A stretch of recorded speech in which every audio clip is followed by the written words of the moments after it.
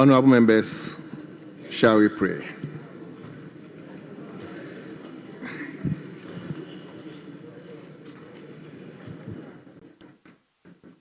Almighty God, we humbly beseech thee to look with favor upon this Parliament of the Republic of Ghana.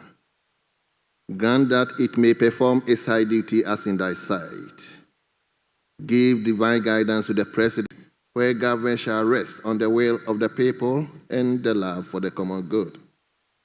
Bless the effort of those who struggle to make the common good. Bless the effort of those who struggle to make this vision a living reality. Inspire and strengthen our people that they may give time, thought, and sacrifice to speed the day of the coming beauty of Ghana and Africa. Amen.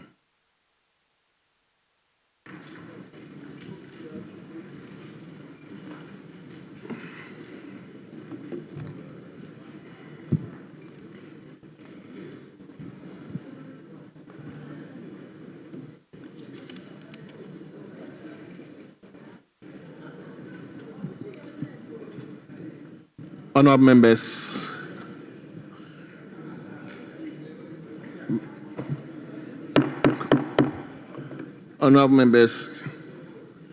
we will skip item 2. There's no message from the President. I think at appropriate time, you'll get the formal communication from the Speaker. So let's turn to item 5. Item 5, correction of votes. Correction of votes, and we start from page 1. Page 2.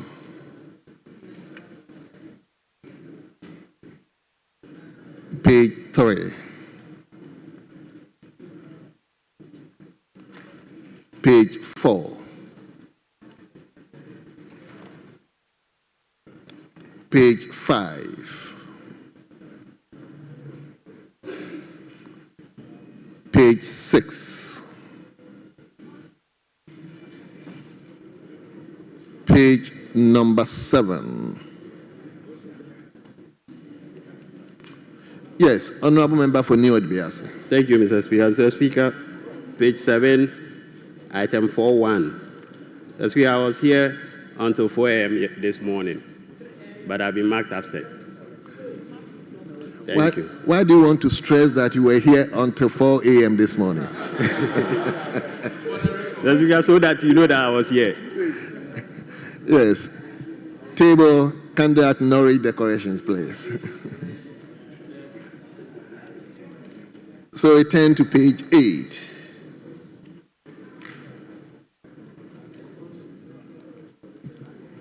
Page 9. Yes. Mr. Speaker, your direction, please. Page 9. The name of the Minister for Energy and Green Transition, Mr. John Abdullahi Jinapo. So page 9, which paragraph, which line, so that I can all be with you? Page 9, the last paragraph. Jinapo is spelled Jiampo. Very well. Thank you. Very well. Thank you very much. Table, place at Norwich decoration. Yes. Speaker, thank you. Still on the same page. That's item 8, Roman number 3. The very first line. There's been a repetition there. The Honorable Member 4. Member 4 again. Very well. So one should be deleted. Very well. Thank you. We are so grateful. Table, can they take note of it? So, honorable members, let's turn to page 10.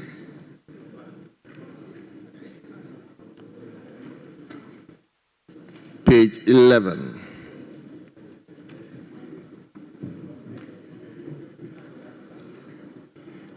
Page 12.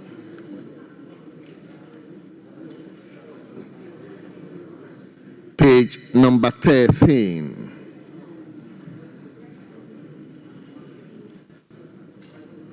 Page 14.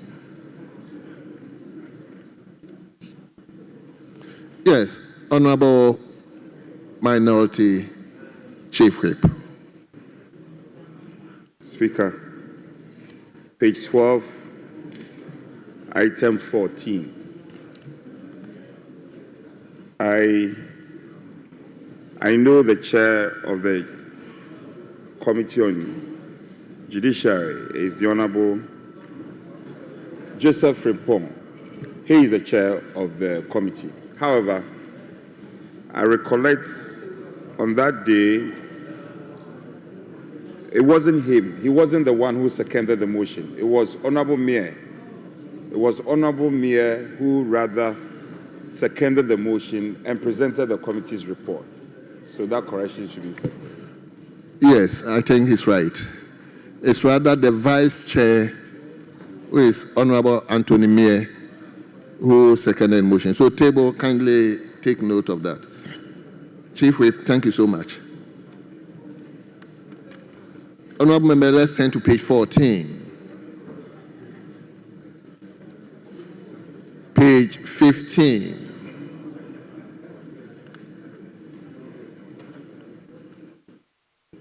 Page 16.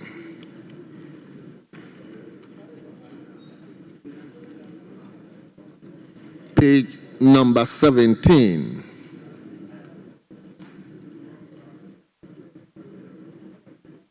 Page 18.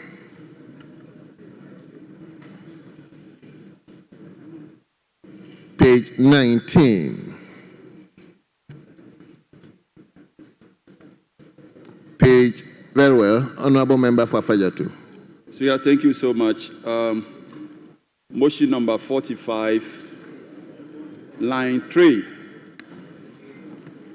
The Honorable Frank Anodompre, his designation has been wrongly captured. He is the minority chief whip. Over here, he's been promoted in a way I believe you don't like. Thank you.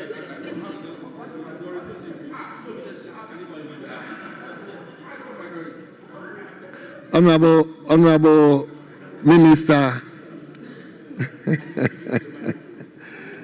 Thank you very much, Honorable Member for Afajatu.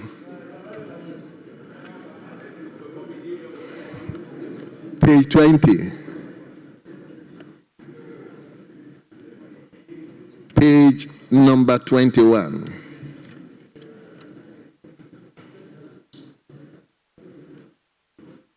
Page 20. Very well. Honorable Member for Afajatu. Thank you, Speaker. Page 21. The very first paragraph, line 5. The name of the majority chief whip has been wrongly spelled. Roxin. The word Roxin, yes, should be. Thank you. Table kindly acknowledge the correction. Page 22.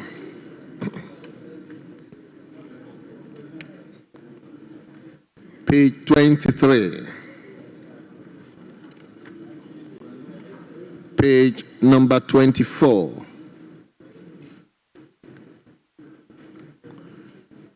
Page 25.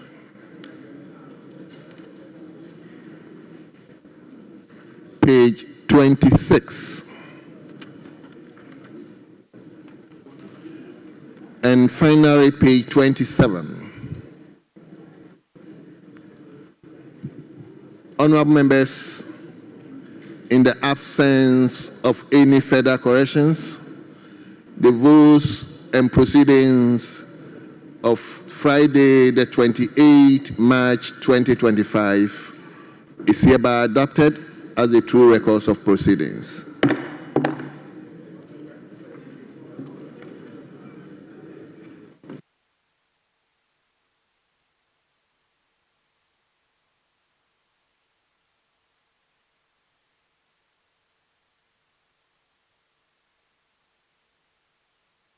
Leadership.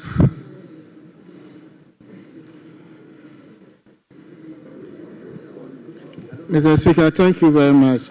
Mr. Speaker, we have some papers to be laid, and it stands in the name of Majority Leader. So with your leave, if I can, the paper stands in the name of the majority leader, but it's not around. So with your leave, if I can lay the paper. Very well.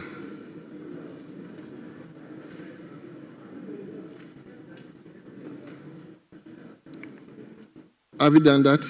So, honorable members, let's turn to page 1, item listed 7A, majority leader. Yes, minority chief. Proposed formula for distributing. Hold on. Speaker, may I seek clarification from the Deputy Whip? Which of the items is he seeking to lay for and on behalf of the majority leader? But just to give him heads up,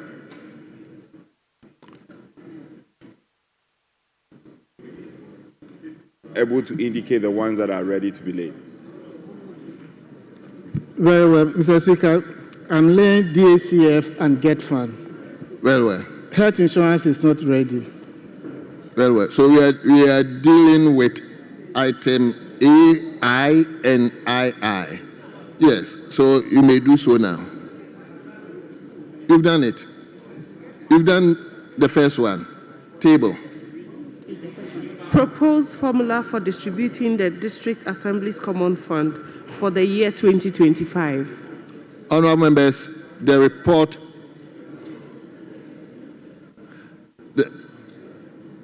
Speaker, may I find out from my friend? Item 7AII, Get Fund. Yeah, but you said you are going to lay it. So do you have copies? Do you have copies of the report? Yes, table. Proposed formula for distributing the Ghana Education Trust Fund for the year 2025. Is it I or II? No, deal with, which one are you dealing with now? The first one is done. So you mentioned the II, so that I'll bow. No, let's deal it one by one. So, Honorable, let's deal with 7AI. Proposed formula for distributing the District Assembly Common Fund for the year 2025. Honorable members, the report has been duly presented. I direct that the report be distributed to honorable members. I. Mr. Speaker, it must be referred to the committee of the whole.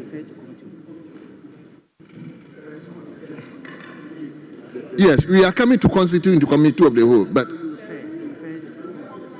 very well.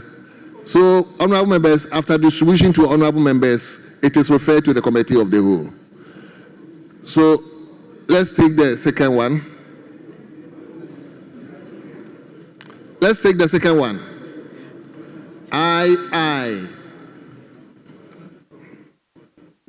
Proposed formula for distributing the Ghana Education Trust Fund for the year 2025. Honorable members, the report has been duly presented. They are to be distributed to honorable members and referred to the committee of the whole.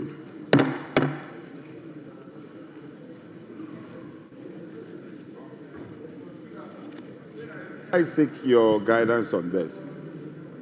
I know the practice has been over the years when the formula are laid, then they are duly referred to the committee of the whole. In respect of Get Fund, Speaker, you just directed that the report is for distribution. The committee of the whole has not even met on the report yet, the formula. So that's why I'm asking that the report be distributed, and so that when we meet on the committee of the whole, members will have the report. I don't want the situation whereby we meet on the committee of the whole and the members don't have the report. So let the report be distributed, and So, leadership, are we to constitute the committee of the whole? Rightly so, Mr. Speaker. Yes, minority leadership. Yes, Speaker, it is so. However, yesterday, if the majority leader is not here. There were other outstanding matters, and the Speaker had counseled that we don't discuss such matters as plenary. Concerns all colleagues. The leader related that he was going to speak to the finance minister to be here, so that such matters will be dealt at the committee of the whole. They are very important because we are just about rising. These matters, I don't know if the deputy whip has been apprised.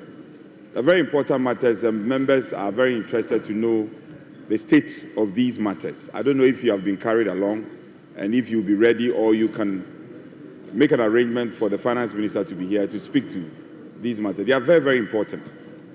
As because he himself, the matters concern him and all of us here. Yes. Mr. Speaker, the minority chief whip is right. The finance minister has been here for more than 3 hours. So when the House is moved to committee of the whole, he will be here to explain all the issues to us. So rest assured, the minister is around, so we come and explain everything to the House. Thank you very much. Thank you very much. Honorable members, with your indulgence, I will suspend the House and constitute the House into the committee of the whole.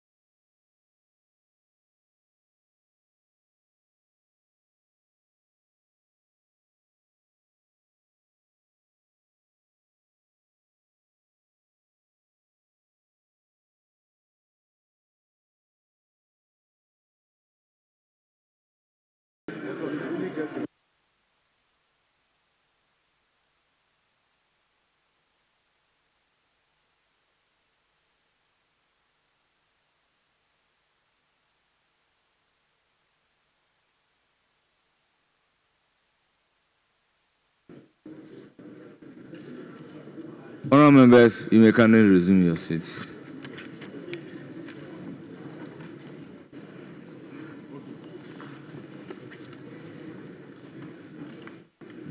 Honourable members, the House is accordingly reconstituted into plenary.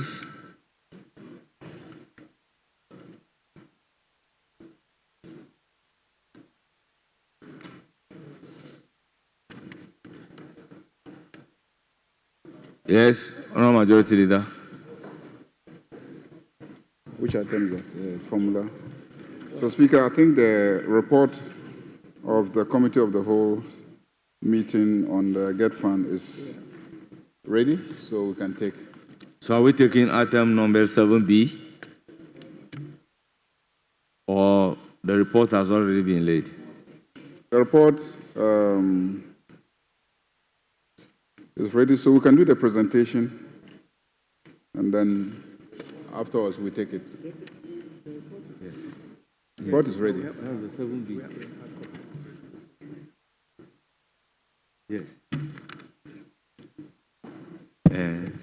Report of the Committee of the Whole on the proposed formula for distributing the District Assembly's Common Fund for the year 2025. Honourable members, the report numbered 7B at page 2 of today's order paper has been duly laid, and it is for distribution to honourable members.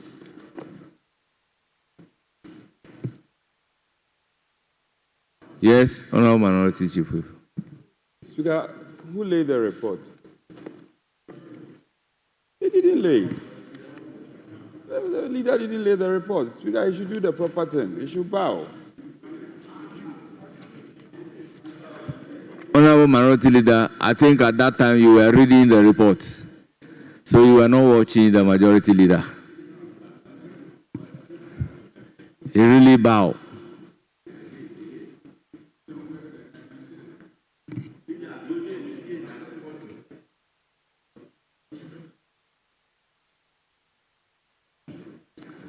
Honorable Majority Leader, we take motion numbered 8. Yes, Mr. Speaker.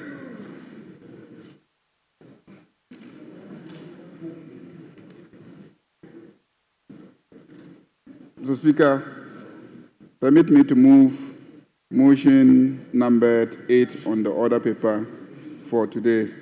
Mr. Speaker, I so move. Honorable members, motion moved. Any seconder?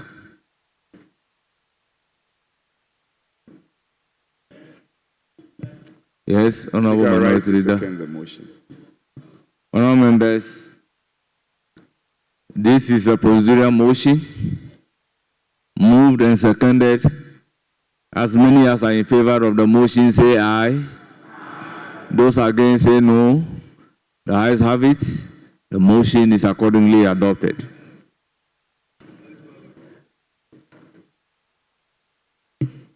Yes, the consequential motion. Mr. Speaker, so we can take item number 9. Yes. Mr. Speaker, I beg to move that this Honorable House adopts the report of the Committee of the Whole on the proposed formula for distributing the District Assembly's Common Fund, DACF, for the year 2025. Mr. Speaker, your committee met, and after deliberations and careful examination of the formula for the sharing of the District Assembly Common Fund for 2025, the committee recommends that the House adopts its report and approves scenario B of the weighting formula as the basis for sharing the amount of 7,510,000,000 Ghana cedis allocated to DACF in the budget statement and economic policy of Government of Ghana for the 2025 financial year. Mr. Speaker, I so move. Honourable members, motion moved. Any seconder? Mr. Speaker, I second the motion.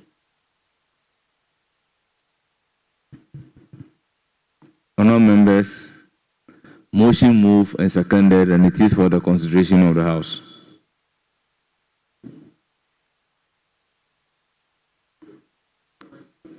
Honourable members, at the conclusion, the question is, as many as are in favor of the motion, say aye. Those against say no. The ayes have it. The motion is adopted.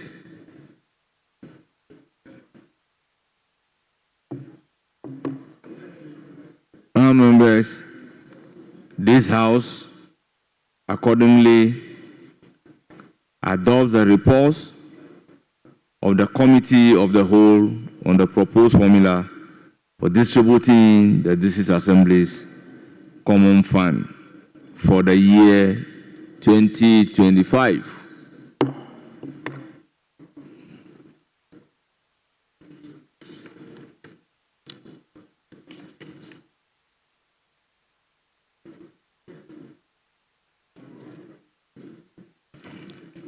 Yes, Honourable Majority Leader, can we take the item number 7BII?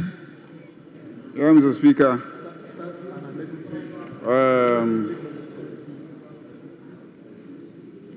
Presentation of the report. Papers, Mr. Speaker. We'll take item number 7, Roman numeral 2.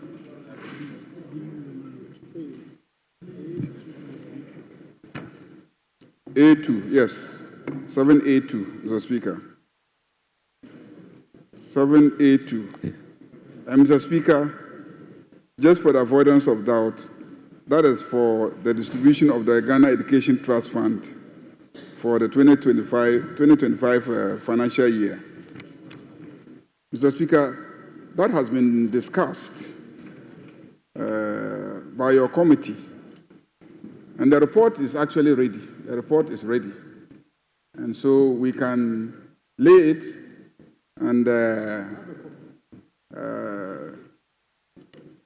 discuss it, Mr. Speaker, and take the report. Mr. Speaker, unfortunately, the report on the formula for national health insurance is not readily available. Your committee hasn't met yet on that, and it is most likely, Mr. Speaker, that we will adjourn without taking the NHIA formula. But, Mr. Speaker, as for the Get Fund formula, that one is available. It's available. So, Honourable Member Candidate, bow. So, Mr. Speaker, I will be laying it, but I'm just briefing members about developments in the House so far.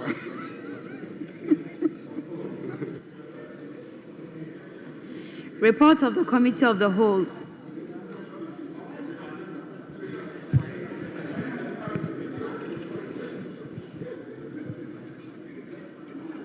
Honourable Minority Chief Whip, you know your brother is speaking in a coded language, you understand? Speaker, this coded language is indeed coded. I will decode it for you thereafter. Well, we in the spirit of cooperation will always cooperate. But when we cooperate, and then he will sting me eventually. Be it as may, I think we are all exhausted. Colleagues have other duties. So our appreciation, you should proceed. You should proceed. We are masters of our own rules. Just that he was trying to find an innocuous way of presenting it. He should come through the door, not through the window. So he should go ahead. Very well. Majority Leader, the door is now open. Yes, Honourable Buja. Mr. Speaker, I want to thank my colleague for agreeing that the report is eminent and is within the premises. And I can see he's in a better mood because he had a better sleep than those of us on this side. Because he went to bed earlier than us, so he's in a better mood because he had better sleep. So I thank him for that. But Mr. Speaker, I agree with him. The leader should just lay the paper, and then we can see whether we can take other issues before we take the motion. So, leader, maybe just lay the report.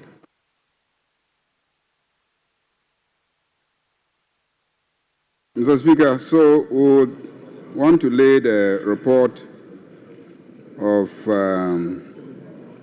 the Education Committee, report of the Committee of the Whole on the proposed formula for distribution of Ghana Education Trust Fund for the year 2025. Of the Whole on the proposed formula for distributing the Ghana Education Trust Fund for the year 2025. Honourable members, the report under reference duly laid, and it is for distribution to honourable members.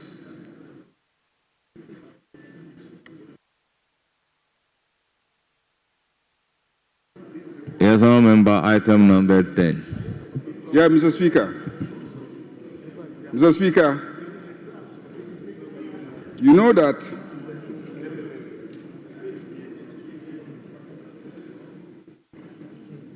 anytime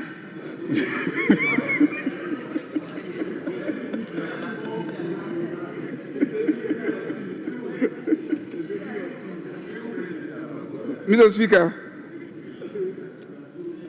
I beg to move that notwithstanding the provisions of Standing Order 1041, and Mr. Speaker, it is important to read copiously Standing Order 1041 for the education of members of this House. Every day we keep saying Standing Order 1041, 1041.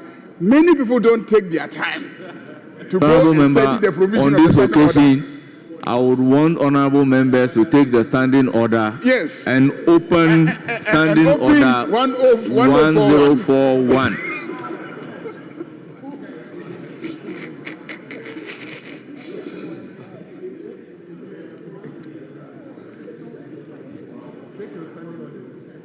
Mr. Speaker, if members are holding their standing orders, they will see that 1041 says, except as provided in Rule 2 of this order, a motion shall not be debated until at least 2 sitting days have elapsed after the notice is given. So ordinarily, we ought to wait for 2 days. We ought to wait for 2 days. But Mr. Speaker, we don't have 2 days. Member, let me give information to members. The Get Fund report is loaded on the console. That is so. We don't have 2 days, and luckily our report is now available. So now that our report is available, Mr. Speaker, I move that the motion numbered item 10 on the order paper be now taken. I so move, Mr. Speaker.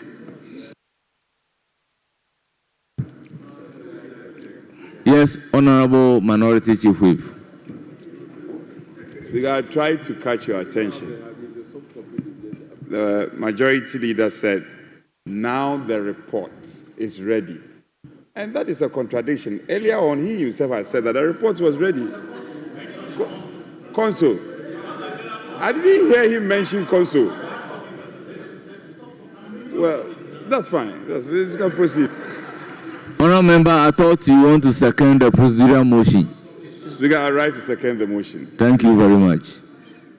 Honourable Members, motion number 10 is moved and seconded, and it is for the consideration of the House. Honourable Members, this is a procedural motion. The question, therefore, is as many as are in favor of the motion say aye. Those against say no. Honourable Members, the ayes have it. The motion is adopted.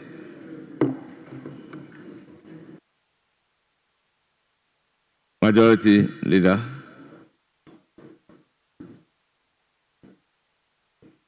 Mr. Speaker, I move that this Honourable House adopts a report of the Committee of the Whole on the proposed formula for the distribution of the Ghana Education Trust Fund for the year 2025. Mr. Speaker, the formula was brought to the House. Your committee met and discussed it, and the report is ready. Mr. Speaker, having examined the distribution formula for the fund for the year 2025, the committee believes that Get Fund distribution formula has been allocated fairly, and the resources across fairly across the various levels of education, in line with government's objective of improving access, equity, and quality of education delivery. In light of the above, the committee recommends to the House to adopt its report and approve the sum of 10,385,604,000 Ghana cedis for the Get Fund for the year 2025, in line with the distribution formula. Mr. Speaker, I so move. Members, motion numbered 11 at page 3 of today's order paper accordingly moved. Any seconder? So I rise to second the motion move and to make some few observations. Speaker, I must commend the minister who was in the House a while ago to assist at the Committee of the Whole. Speaker, colleagues related to a number of concerns in context to the formula. However, let me take a bite on allocations made in respect of scholarships. A whopping amount of 280 million Ghana cedis has been allocated. And Speaker, we are told that the line budget of scholarship has been categorized into local scholarship, STEM scholarship for upper primary, This is what we are taking now. and physically challenged at the tertiary level. That is We've good done the and procedural impressive. one. We are now on the I main see motion 11. it's a good improvement of the previous budget. Speaker, we, at the deliberation, we also suggested to the minister that there should be some realignment, and following the pressures that members of parliament often come under, educational needs across the country. There should be some upward adjustment relative project fund for members of parliament, and the administrator and the minister complied and acceded to our call. We are aware there was a reduction in terms of allocation to TVET education. Speaker, hands-on education is the order of the day. The Americans are where they are because of hands-on. And all of us in this chamber appreciate the relevance of TVET education. The previous government started it. They blazed the trail. It's good. The new government is following up in that trail. However, the amount allocated, it's a paltry sum, 100 million, as compared to the previous year, where I'm told some 700 million was allocated. The administrator and the minister says they have taken notice of that, and they will try, if possible, to do some realignment in terms of the allocation to get fund. TVET, 10% of budgetary allocation to research is devoted to support TVET. Now, if you extrapolate the 10% of research fund and add it to the 100 million allocated to TVET, it's still not enough. And I see my chairman is here. Chairman, I want to call upon you to keep talking to the minister and the administrator so that they'll be able to do some realignment to ensure that we up the figure in support of TVET. Speaker, having said this, I support and call on members to support the passage of this motion. I thank you. Yeah, Honourable Member, I'm tempted to agree with you because, you know, the GET fund has been uncapped, but we can now realign. It has been uncapped, so we can realign now.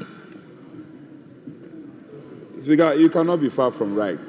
That's it. Speaker, but an observation that I should have mentioned. The minister had agreed. I will really open the floor for members to really have their bite. Yes, Honourable Chairman of Education Committee. Thank you, Mr. Speaker. Mr. Speaker, I want to speak in support of the motion and to thank members for having taken the time to go through the figures and having it accepted and approved. Mr. Speaker, there's one thing which we didn't look at. It has to do with some figures still sitting in the books of GET Fund. By accounting standards and procedures, you need to retire some certain amounts of money over the years. And some 57,425,808 Ghana cedis being balanced from 2016 has been reoccurring every year.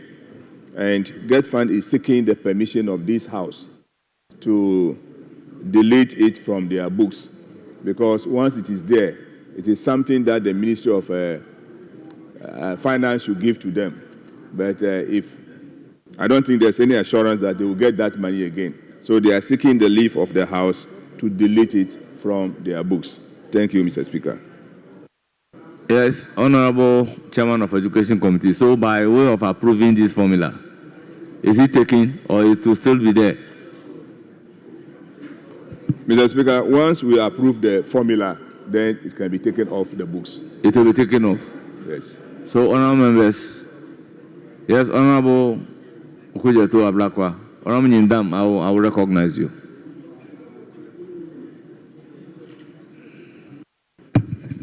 Thank you very much, Mr. Speaker. Mr. Speaker, I'm grateful to you for the indulgence.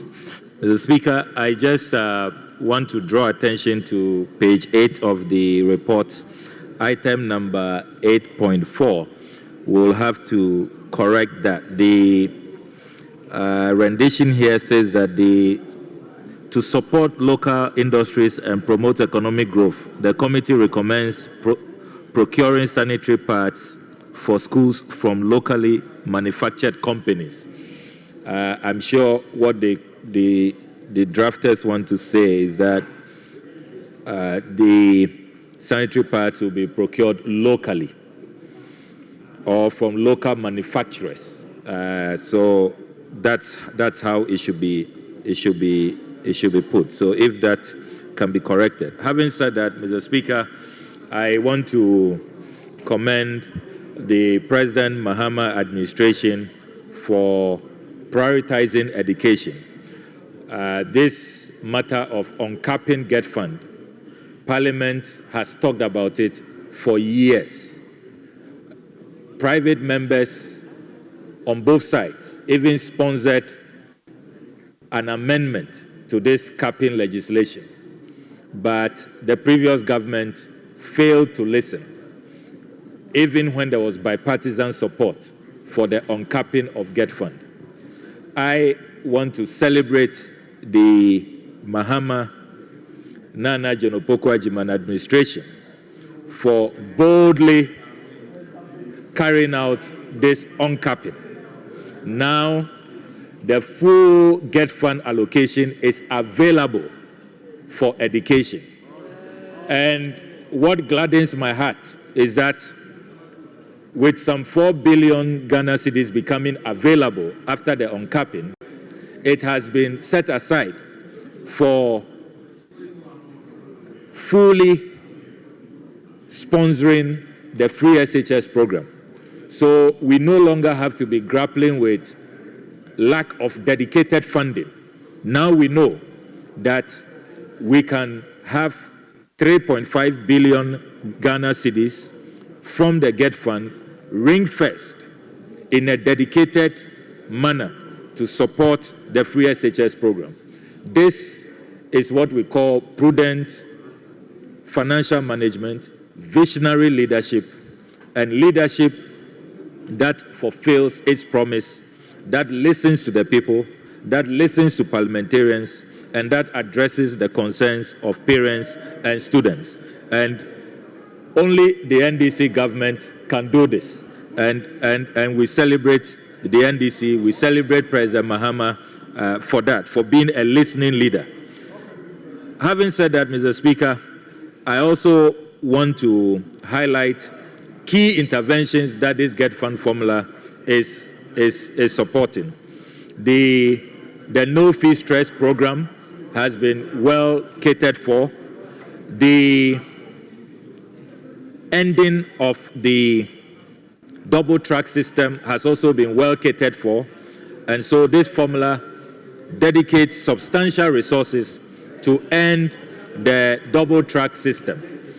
Double track has been a major concern of parents in our country.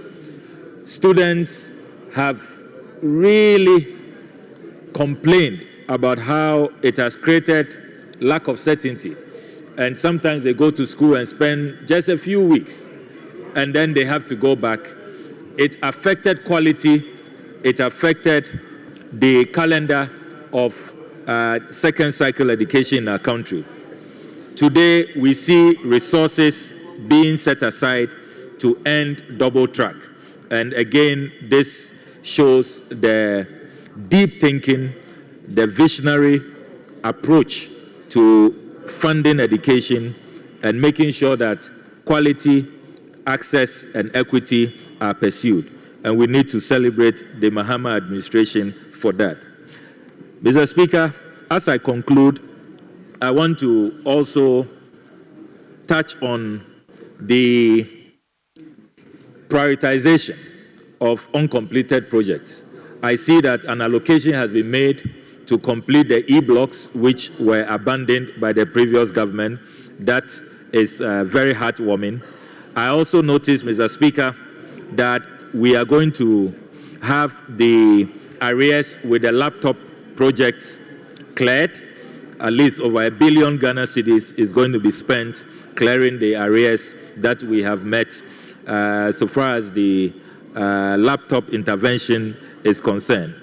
Then I see a very spirited effort to address the dilapidated structures we have in our country. The last time I was listening to Joy FM, the Super Morning Show, they were complaining about the state of infrastructure in education, dilapidated structures all over the place. I see a dedicated funding here to take care of these dilapidated basic schools across the country, and then the school under tree interventions as well being catered for. And finally, Mr. Speaker, let me also touch on a vexed matter which agitated the minds of many, many parents and students. The lack of textbooks. For almost 6 years, parents were complaining, no textbooks, no textbooks, no textbooks. I see in this formula an allocation of 450 million Ghana cedis. That's a colossal sum to deal with the no textbook syndrome and to address it once and for all. And our colleagues on the other side should be happy that even though they couldn't provide textbooks, don't worry, I will give the floor to anybody who wants to speak. We are going to end that, and textbooks are going to be provided, and they are going to be procured locally for the local printing industry to receive a major boost, and for us to also spur growth in that sector. So, Mr. Speaker, I thank you for the opportunity. This is a very forward-looking Get Fund formula, and is going to address the major challenges that have bedeviled the education sector under the Akufo-Addo-Bawumia era. And I salute President Mahama and commend Minister of Education, Honorable Haruna Idrisu, for these very important interventions. I thank you very much, Mr. Speaker. Thank you, Honourable Member. I now give the floor to my very good friend, Honourable Matthew Nyindam. Thank you, Right Honourable Speaker. I'm a friend to the Speaker. Speaker, you are my only friend. Yes. Thank you very much. We are all my very good friends. As our rights, we also support the motion on the floor, but I just want to draw the majority leader's attention and to also entreat him to make sure that this particular item is properly captured, because we agreed at the committee of the whole that some adjustment be made to the allocation for the MP's projects. But that allocation is still the old one. It's still 200, but the minister has indicated strongly that it should be 250. And now that we are taking the report and it's still 200, I want to entreat the majority leader, because the chairman is no more here, and the minister too is not here. And the report too, if we pass it with this figure, I'm sure it's not going to help us. So I just want to draw his attention to that and then support the motion on the floor. Thank you very much, Mr. Speaker. Yes, Honourable Okujeto Abrakwa. Well, thank you very much, Mr. Speaker. Mr. Speaker, just a point of correction. The 200 million at page 6, that is referring to the Dachi fund. So if that's what it's referring to, that's a different matter. Did I hear page 6? Oh, page 8. Okay. All right. Thank you, Mr. Speaker.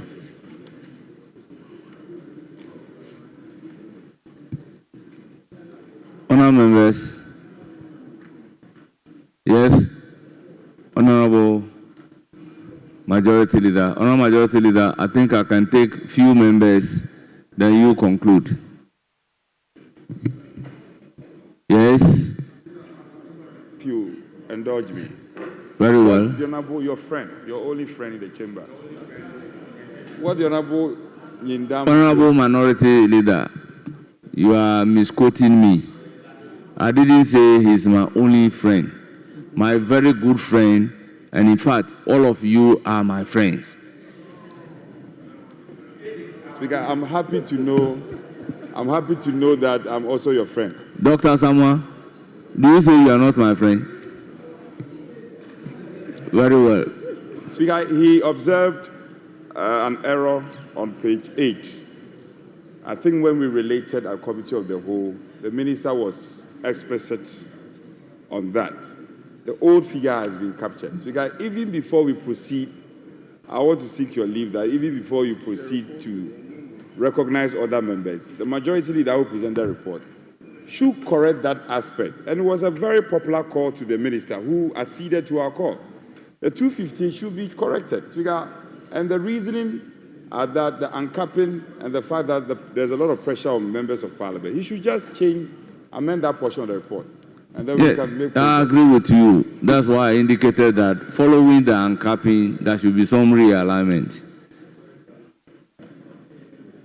Yes, Honorable Dr. Bayu.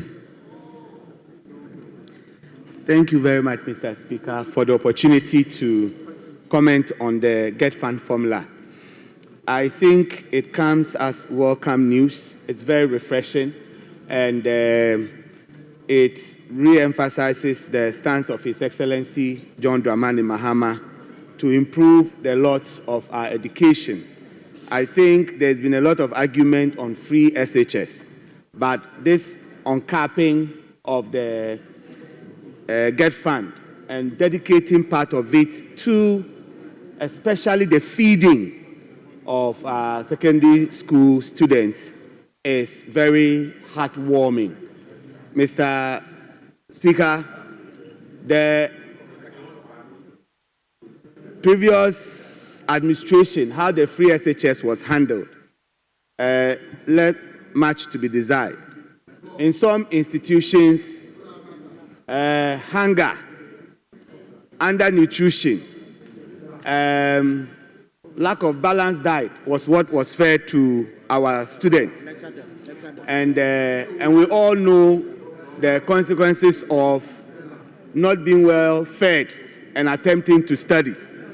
We also talked about creating a dedicated fund for the free SHS. I am happy that this formula we are about to approve confirms that the person we had all the suspicion was going to cancel free SHS is the one that has actually come to institutionalize a dedicated source of funding for the free SHS. And we must celebrate His Excellency for that. Mr. Speaker, but I would, on this note, make a special appeal. On Appendix 1, I noticed the construction of one new college of education budgeted for. I want to make a special appeal on behalf of the good people of Lambuse that this college of education should come to Lambuse. Lambuse is a district in the Upper West region with over 50,000 population. Mr. Speaker, we don't have any post-secondary educational institution. And so we plead with the Get Fund Board, with the Minister of Education and the government in general, that when they are doing the considerations, they should humbly consider Lambuse as a site for this education, new college of education. Land is available, and my chiefs and people are willing to provide all of that. Thank you very much. And for those who are concerned, don't worry, next year we can bring the other one to you. Thank you, Mr. Speaker. Thank you, Honorable Dr. Tatios Weyo. Yes, Honorable Member. Dr. Kabi, welcome to you. Thank you, Mr. Speaker. Yes. For the opportunity to also comment on the report and support the motion. Mr. Speaker, whilst it is worthy to commend the uncapping, it is also important to bring to fore the success of very creative and innovative way of supporting the Get Fund in raising fund with a Dachi bond. Mr. Speaker, it's important to note that during the committee's report, it unequivocally stated and I quote, that we are happy to report that the Dachi PLC released a total amount of 644 million for the repayment of liabilities of the 144 million, more than we estimated, Mr. Speaker. Speaker, it also goes ahead to indicate that for this year, in addition to the uncapped allocation, it is also going to add some 1.6 billion cedis receivables from 2024 to add up to the new allocation. And so it is also important that sometimes when government takes some initiatives to support, and we have some success stories, knowing how the DDP was bastardized, it is also equally important that Ghanaians are told some of the success stories, as well as we commending the Ministry for the uncapping of the GET Fund. Thank you very much, Mr. Speaker. Thank you very much, Honorable Dr. Kabiru. Thank you very much, Mr. Speaker. Mr. Speaker, whilst I rise to support the motion that we adopt the report of the Committee of the Whole on the formula for the distribution of resources accruing to the GET Fund. Mr. Speaker, the report highlights the fact that government is expecting a total amount of in excess of 10 billion to come to the GET Fund, which shall be distributed in line with the formula approved or formula agreed upon by the Committee of the Whole.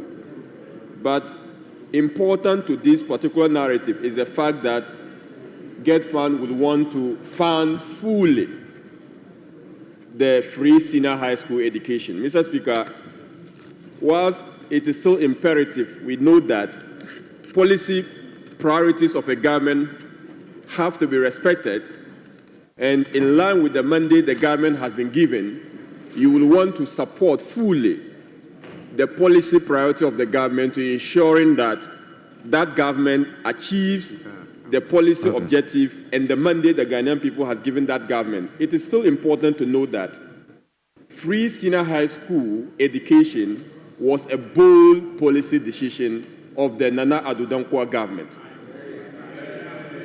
It was bold because, contrary to previous government where we paid lip services to the implementation of the program, Nana Addo Dankwa Akufo-Addo, with the support of Dr. Alhaji Mahmoud Bawumia, fully took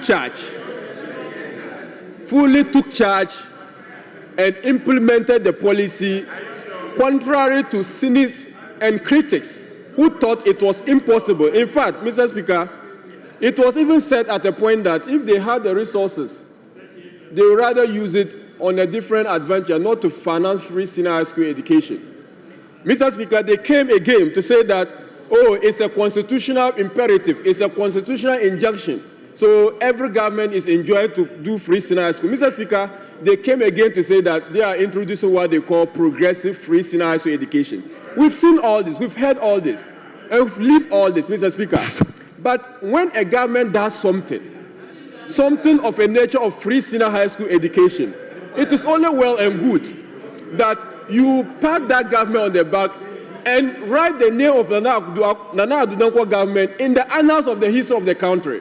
That this was a man who, despite the odds, despite the challenges, introduced, maintained, and sustained free senior high school education in the country.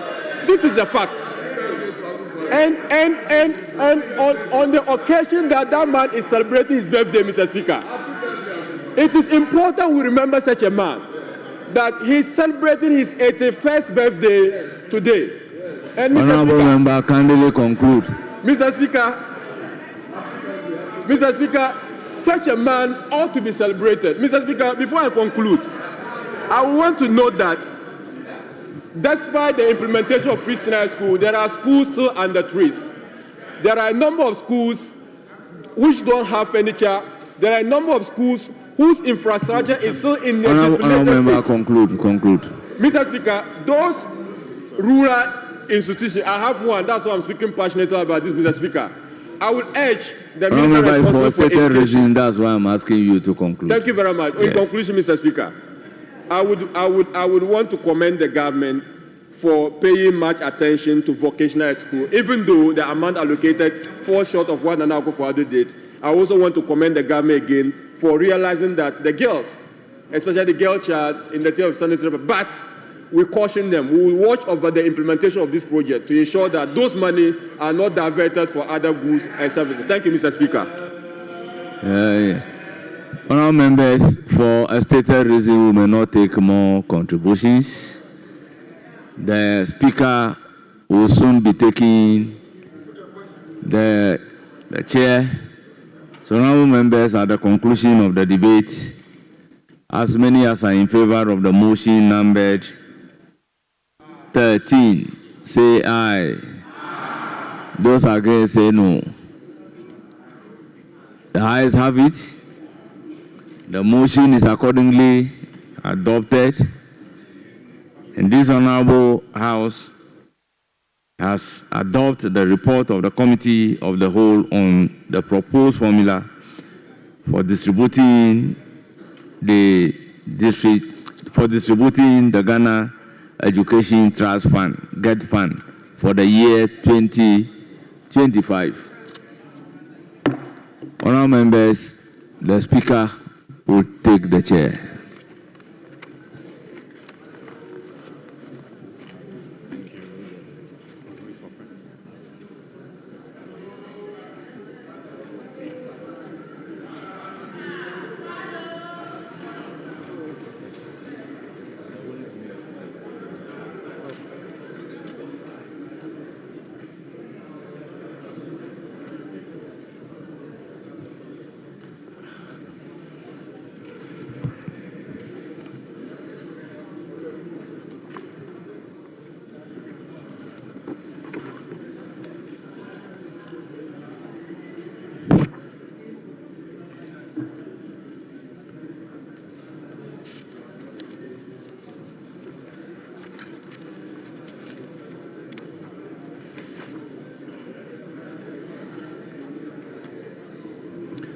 Honourable members,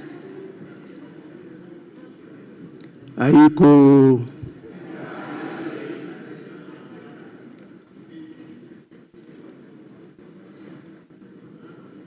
you have done very, very, very well. And I will not take much of your time. I want to hear from leadership whether there is any guidance before I proceed. Mr. Speaker, we have concluded almost every business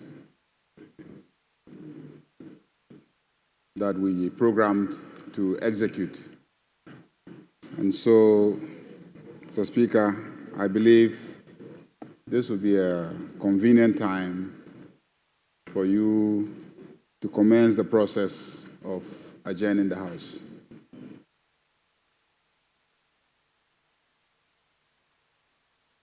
Before I do that,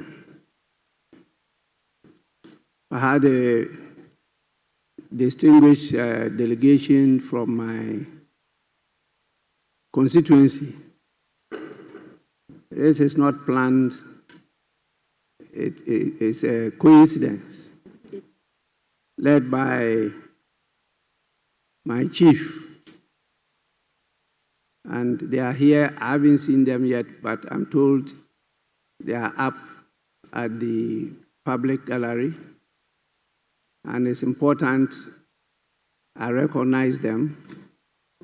So with your kind permission, may I humbly recognize the presence of the chief of my holy village, Sombo, from the Upper West region, with his elders and the assemblyman and the women, the Queen Mother, supported by two other ladies. on behalf of the Parliament of Ghana, I warmly welcome you to your house. So you are most welcome, and you come at the right time to close the Parliament for us. So you are welcome. Please, you may resume your seats. Honorable members, I have just 3 short things to do. One is, as usual, to read a communication from His Excellency the President to you.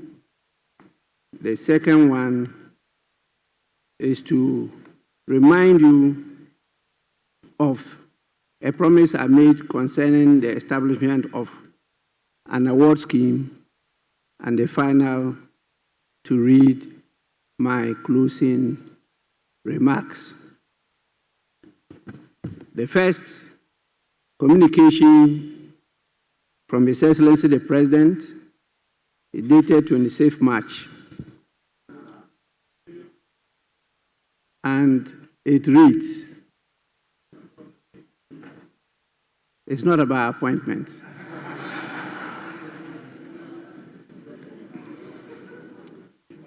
Absence from Ghana.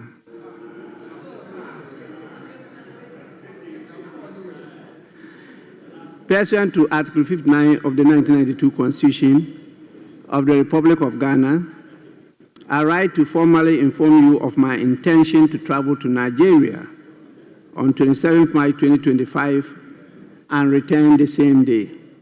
During my absence, the Vice President, Professor Nana Jane Opoku-Agyeman, shall, in accordance with Article 68 of the Constitution, assume my duties. John Dramani Mahama.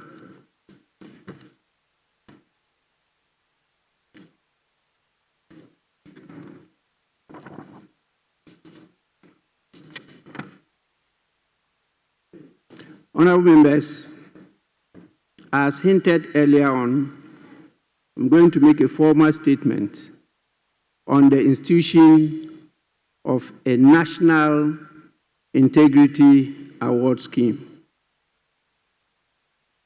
As you may recall, in my address to this House on Thursday, 30th January 2025, I stated that we should have a National Integrity Award where we would annually identify those we believe are men and women of integrity and give them motivational awards.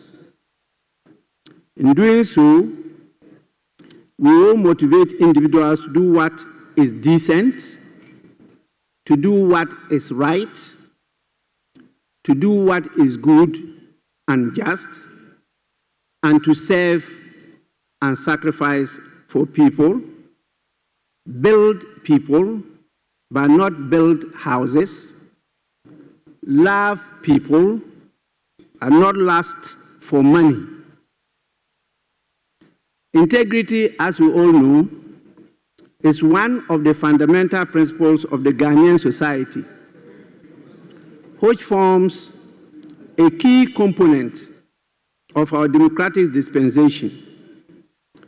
It is the cornerstone upon which to build the foundation of public trust and confidence that enables state institutions to function. A country of men and women with high levels of integrity contributes to the quality of democratic governance and socio-economic advancement. It is therefore with great pleasure that I make this statement to signal the commencement of the National Integrity Award Scheme, a landmark initiative designed to promote a culture of integrity, transparency, and ethical leadership in our country. This scheme is a crucial step in promoting integrity in the country by recognizing and honoring individuals who have demonstrated exceptional commitment to ethical conduct, transparency, and the fight against corruption.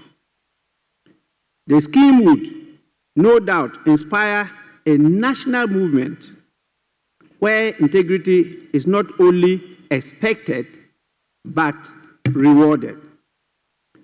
Poor ethical standards, including limited commitment to the values of integrity and self-discipline, combined with institutional weaknesses, among others, have been listed as some of the main causes of corruption in Ghana. Indeed, the prevalence of corruption in Ghana has also been described as a strong indicator of the profound moral crisis that Ghana is experiencing. Parliament of Ghana, being an elected national representative body, is a fundamental pillar of Ghana's integrity system. Its task, simply stated, is to express the sovereign will of the people on their behalf, hold public officials accountable, manage public finances, and exercise effective budget oversight or control, among other functions. As a watchdog, lawmaker, representative institution, and protector of the public best, Parliament is best placed to support the struggle to promote integrity in the country and to sustain good governance. Therefore, this House should lead in the effort to promote integrity and contribute to addressing corruption in the country. The establishment of the Anti-Corruption Department under the Legal Service and Governance Subdivision of Parliament and the composition of the Audit Committee of the 8th and 9th Parliament of Ghana are meant to anchor Parliament to lead the country to combat corruption. The National Integrity Award Scheme is therefore a crucial step in promoting integrity in the country by recognizing and honoring individuals who have demonstrated exceptional commitment to ethical conduct, transparency, and the fight against corruption.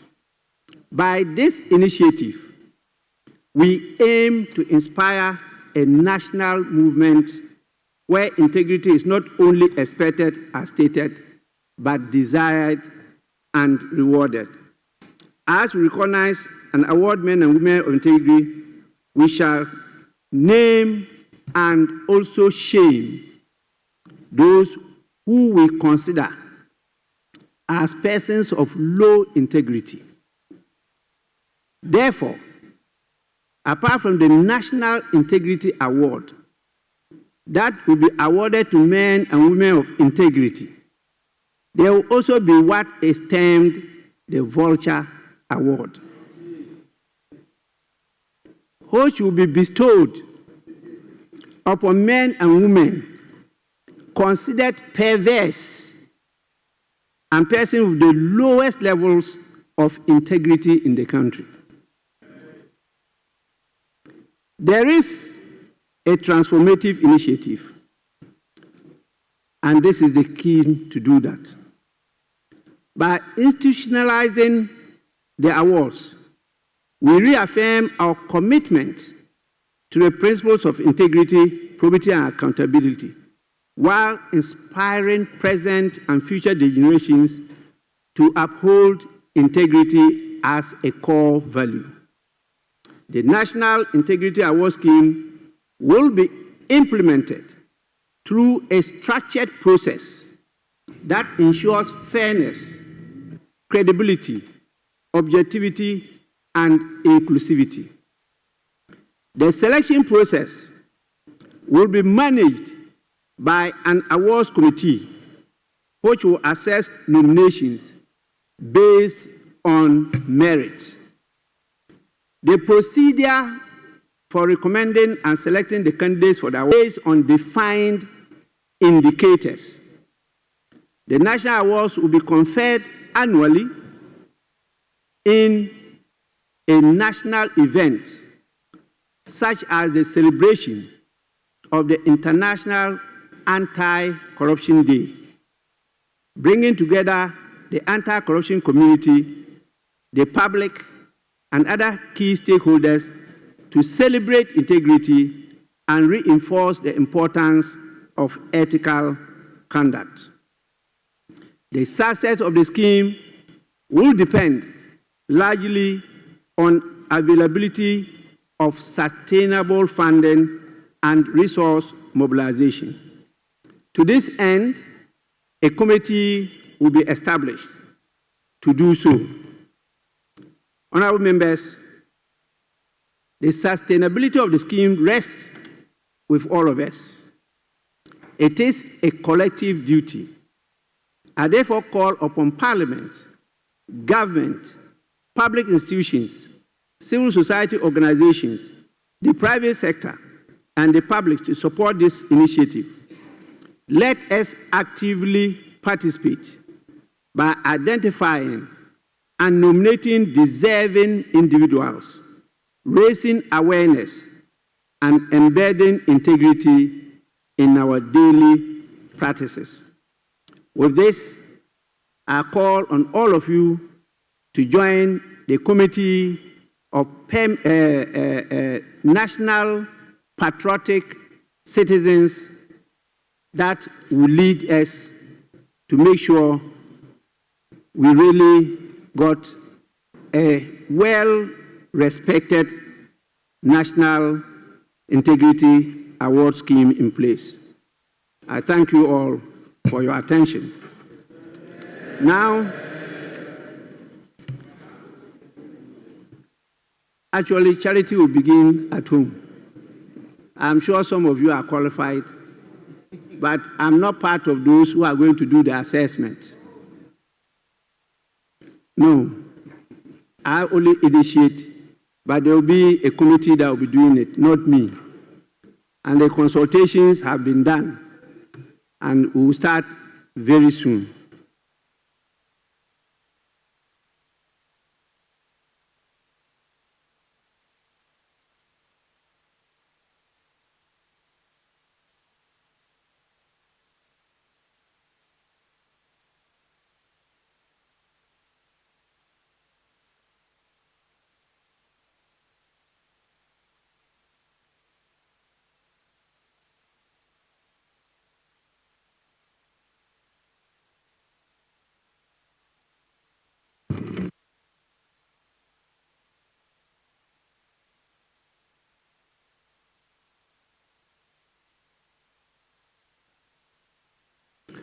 Honorable members, my attention has just been drawn to a delay in a very important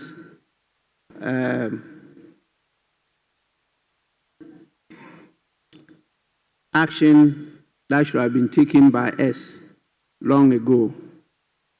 The corporate strategic plan ended last year. This year, we triggered the process, and we have the technical committee working. Leaders were to nominate members because your inputs are needed to enrich the corporate strategic plan for Parliament. The clerk has just drawn my attention that there's a delay in doing that. We have set a deadline, and we don't want to fail that deadline. Well, we are factoring it into a lot of the things we are doing now. So I want to call on leadership and all of you to submit as soon as possible your nominations for us to be able to complete this within the recess for a validation workshop to be held. Our strategic partners are waiting for it to be able to partner us to deliver some goods for our people in the constituencies. With this, I now proceed to invite your leaders to at least say a few words before I draw a curtain to the close of this meeting. So I'll start with the minority leader.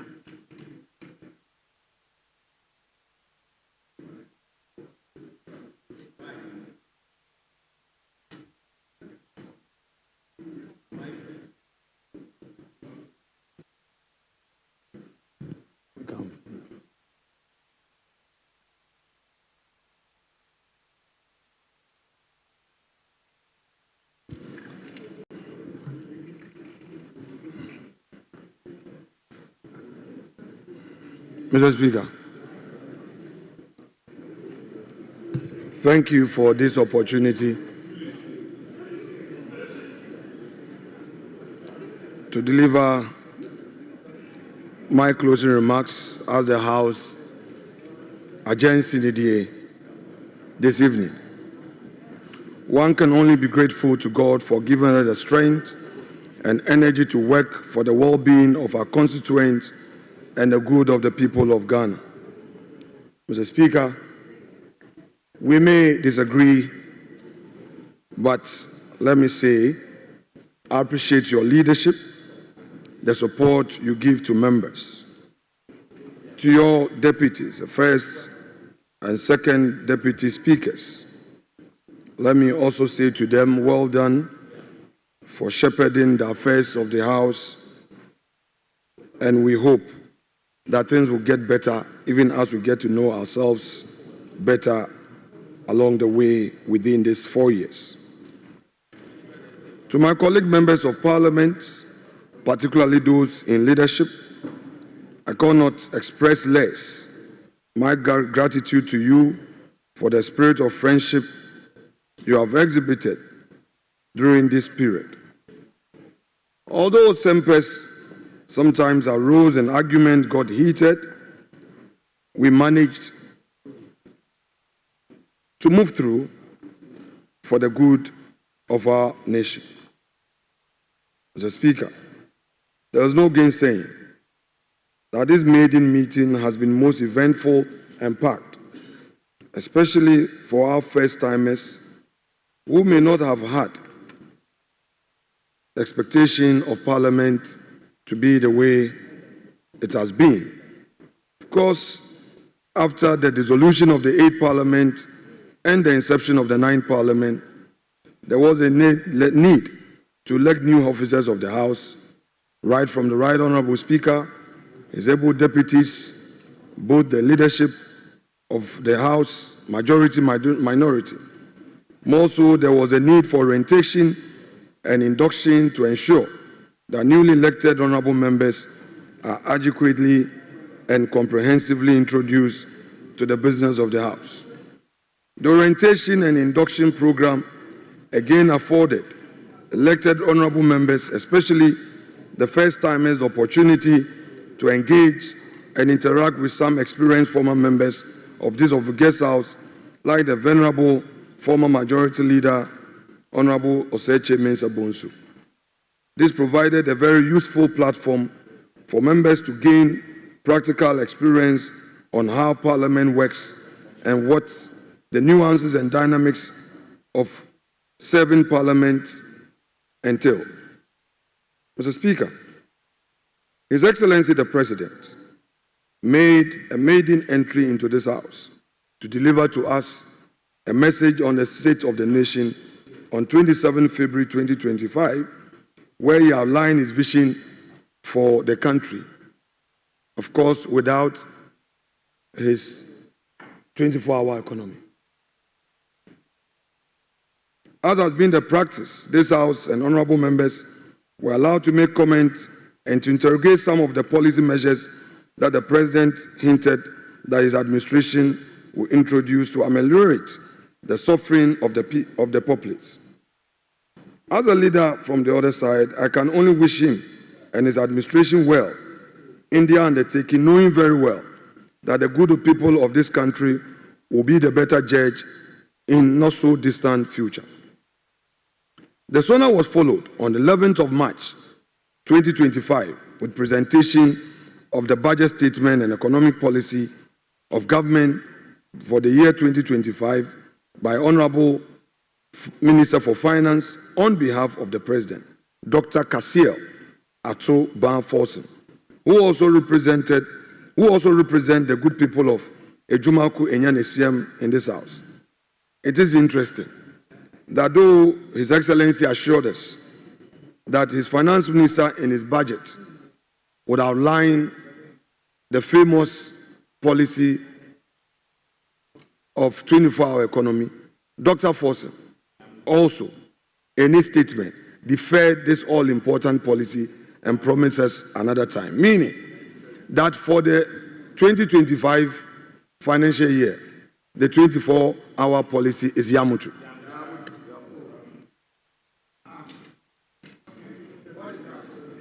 Mr. Speaker, I will also commend the parliamentary service staff for their hard work, commitment, and dedication. As I always say, what would life be without them?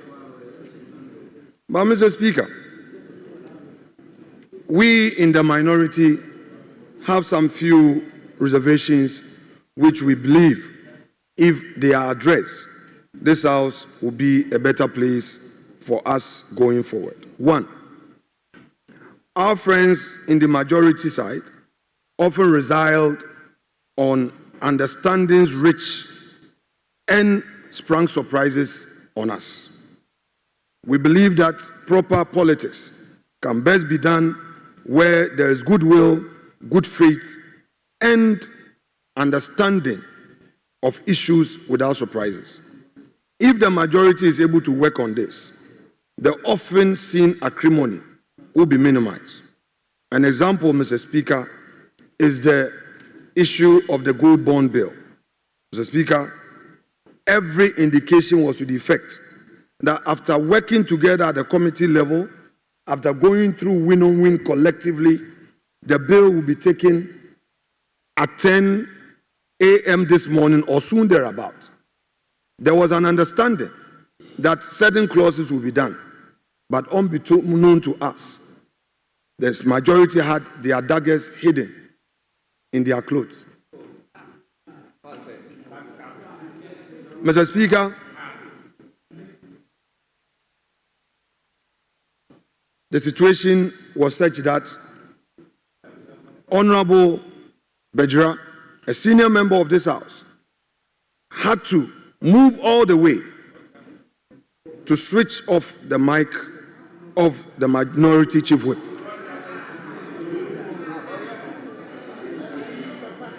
This is not the first time.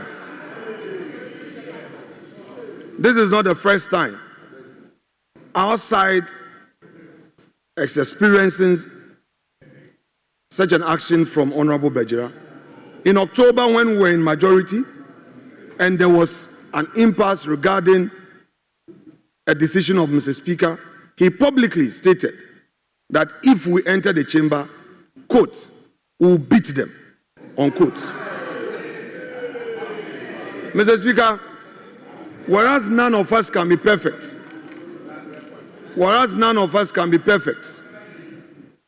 in this chamber, we encourage that as much as possible, we minimize the excesses of our conduct.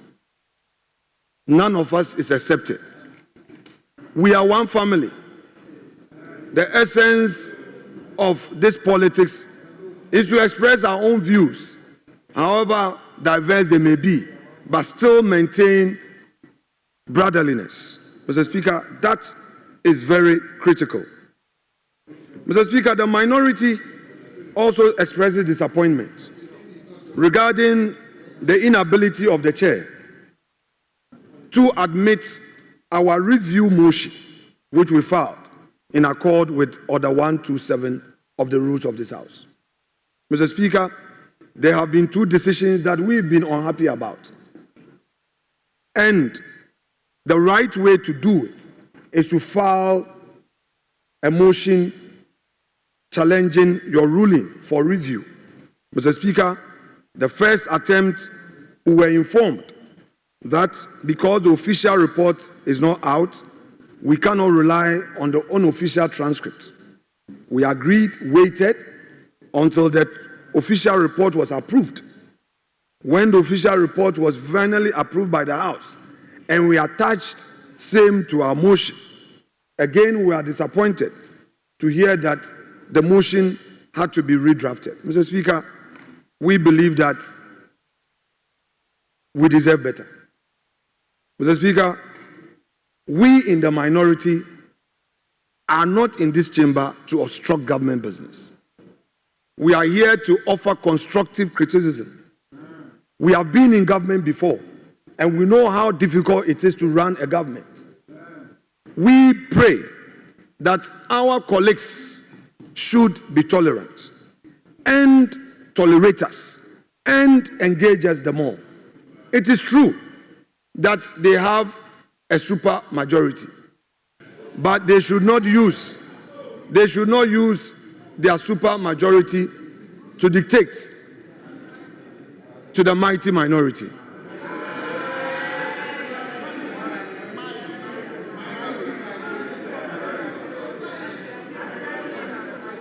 Mr. Speaker, there are things that they may not see because of power. And because we are in opposition, we may see and draw their attention to it. Mr. Speaker, again, we call on all of us to look at the national interests and minimize the overly partisan posture in this House. Mr. Speaker, our country needs a parliament that will discuss the real issues and offer solutions.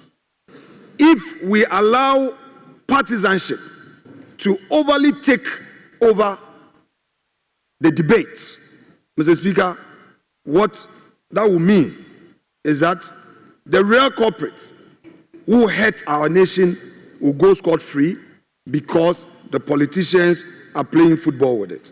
I will cite the recent issue of challenges at ECG.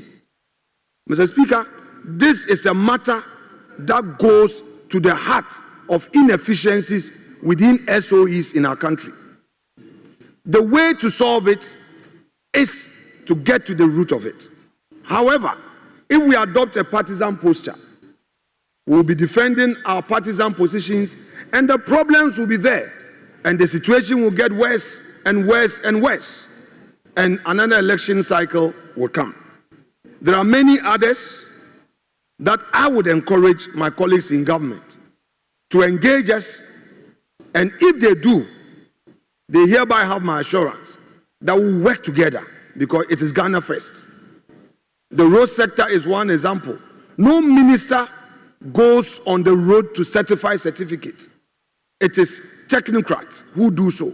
So where there are challenges and the Minister of Roads and Highways calls upon us, we are assuring him of working with him for solutions.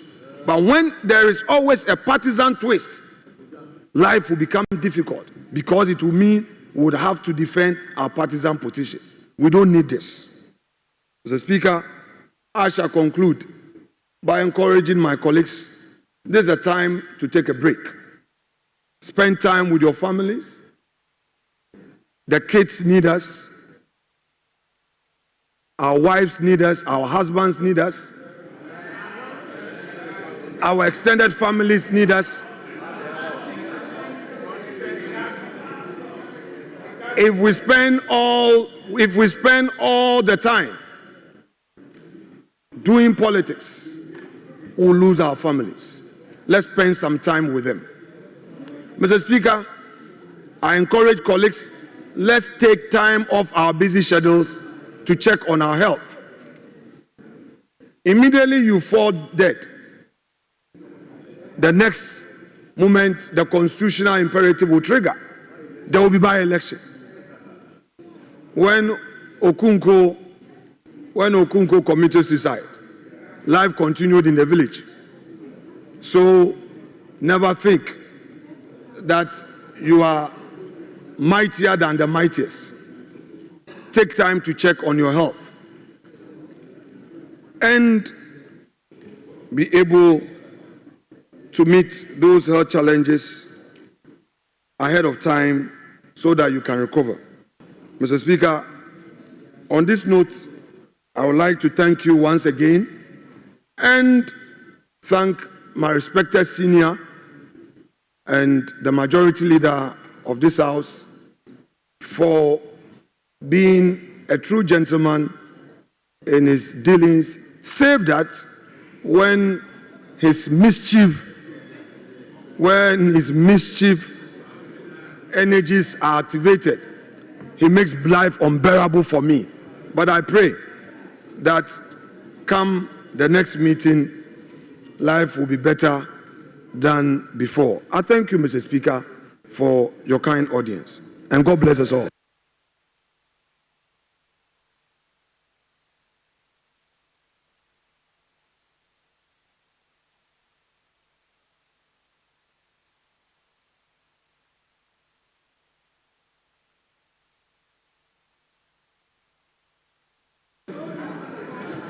Majority Leader, it's now your turn.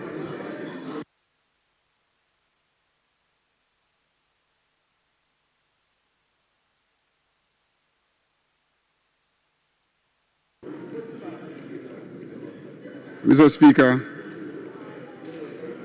honorable colleagues, as we bring the first meeting of the first session of the 9th Parliament of the 4th Republic of Ghana to a close, I wish to reflect on the significant progress we have made together. This meeting, which commenced on the 7th of January 2025, marked not only the beginning of a new parliamentary calendar, but also the dawning of a new era in our nation's history, an era defined by renewal, hope, and unity. Mr. Speaker, during this first meeting, we have accomplished so much and that will positively reverberate throughout our nation for years to come. We commenced with a thorough vetting of His Excellency the President's nominees for ministerial and deputy ministerial positions. This process, conducted with transparency and fairness, although at a certain point it was marred by an unfortunate incident on the 30th of January, has ensured that the people of Ghana are served by the very best in leadership, ready to drive our nation towards greater heights. Mr. Speaker, we also made a bold statement with the repeal of certain financial acts introduced by the previous administration, notably the repeal of the infamous e-levy and the betting tax, which had placed unnecessary burdens on our citizens. This demonstrated our commitment to listening to the concerns of the people and making Ghana's tax policies more equitable, just, and pro-people. Our indefatigable and capable Minister for Finance, my predecessor, Dr. Kesiel Atuba-Forson, has also introduced several measures to set the economy on track, including the uncapping of funds for agencies and authorities of the state. In addition to these landmark legislative actions, Mr. Speaker, we undertook the induction and orientation of both new and returning members of Parliament. This process was vital in ensuring that every member, regardless of their experience, is fully equipped to carry out their duties effectively. It is also It also reinforced our collective responsibility to uphold the values of democracy, integrity, and service to the people of Ghana. We're also honored to hear His Excellency the President's message on the state of the nation, which instilled in us all a renewed sense of hope and purpose. President John Dramani Maham's address laid out a comprehensive vision for the future, bringing hope to Ghanaians and reinforcing the resetting of Ghana agenda. This message resonated deeply with our people as it provided a clear roadmap for economic recovery, social cohesion, and national development. Furthermore, Mr. Speaker, we had the privilege of listening to the reading of the 2025 budget and economic policy by the Minister for Finance, a budget that symbolizes hope, resilience, and the promise of better days to come. The passage of the Appropriation Act further reinforced our commitment to sound fiscal management and prioritizing the needs of Ghanaians, ensuring that our resources are directed towards projects and initiatives that will uplift our society. Mr. Speaker, one of the core promises of the President during the 2024 campaign was to ensure that the government operates efficiently and responsibly with the people's interest at heart. This promise is already being fulfilled. The President promised to reduce the size of government from 88 to 60. Today, we can proudly say that this promise has been delivered. The government is now leaner, more focused, and poised to serve the people more effectively. 56 ministers and deputy ministers have been vetted and approved by this House. Mr. Speaker, the President also made a commitment to cancel nuisance taxes that place undue pressure on Ghanaians, and this has been fulfilled before our very eyes in this House. The repeal of the e-levy, betting tax, among others, is a direct reflection of this promise. The President has shown through action that his campaign promises were not empty words, but a real blueprint for the betterment of our nation. Mr. Speaker, as we now prepare for recess, I would like to take this opportunity to acknowledge the tireless work of all members of Parliament on all sides during this action-packed meeting. Indeed, Mr. Speaker, sometimes there was too much action. While the recess provides us with a much-needed break from the intensity of the floor, it is not just a time for rest, it is also an opportunity for the various committees which have now been inaugurated to perform their oversight responsibilities.